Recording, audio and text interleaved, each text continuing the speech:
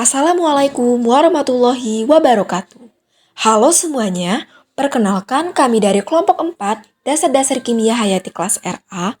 Pada video kali ini, kami akan membahas dan mengulik materi tentang sel kanker. Sebelum memulai video, kami dari kelompok 4 ingin memperkenalkan diri terlebih dahulu. Kelompok kami terdiri dari Aida Mariani dengan NIM 122270015, Amanda Minaldi dengan NIM 122270018, Sela Husnunisa dengan NIM 122270085. Kanker berasal dari bahasa Latin yaitu carcinamo, carci berarti kepiting, dan oma berarti pembesaran. Penamaan ini kemungkinan dikarenakan jaringan yang mengandung sel kanker secara fisik memiliki penampakan melintang dengan bagian tengah padat membulat yang pinggirannya membentuk saluran keluar sehingga mirip seperti kepiting. Istilah lain yang digunakan untuk menyebut kanker di dunia medis adalah neoplasma dan tumor. Neoplasma berasal dari bahasa Yunani, neos berarti baru, dan plasma berarti pembengkakan. Kanker neoplasma dan tumor sering dipakai untuk menggambarkan hal yang sama walaupun kenyataannya berbeda. Apa itu sel kanker? Sel kanker adalah sel yang bergerak terus-menerus membentuk tumor padat atau membanjiri darah atau tabung dengan sel abnormal. Kanker adalah penyebab genetik sel somatik yang mengandung banyak kelainan baik jumlah maupun struktur. Apa penyebab aktifnya sel kanker? Penyebab terjadi aktifnya sel kanker muncul adalah transformasi atau mutasi genetik pada sel sehingga sel tersebut tumbuh tidak normal. Faktor yang menyebabkan resiko terjadinya kanker yang paling umum dibagi menjadi dua bagian, yaitu faktor internal dan eksternal.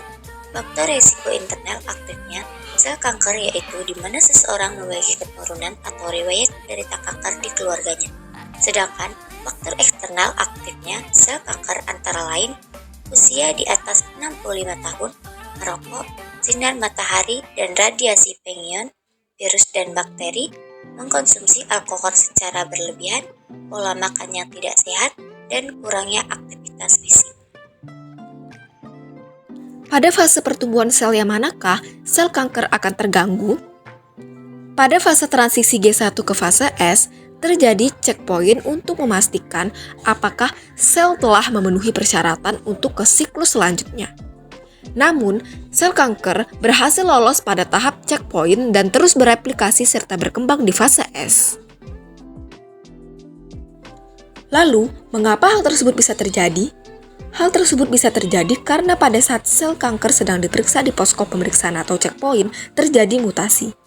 P53 yang berperan penting dalam memberi sinyal jika terjadi kerusakan pada sel dan melakukan perbaikan sel tidak berfungsi dengan benar karena terjadi mutasi. Akibatnya, meningkatkan kemungkinan kesalahan ejaan DNA yang diteruskan ke sel anak. Kesalahan tersebutlah yang dapat menjadi langkah terjadinya kanker dan sel kanker dapat lolos pada tahap siklus sel selanjutnya. Cara pencegahan kanker. Yang pertama, menghindari tembakau, contohnya menghindari rokok maupun asap rokok.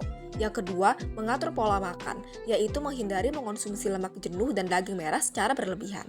Yang ketiga, olahraga secara teratur. Seorang peneliti menemukan bahwa olahraga mampu mengurangi serta meningkatkan sistem imun dan dapat mengurangi penimbunan lemak yang menjadi salah satu pemicu kanker.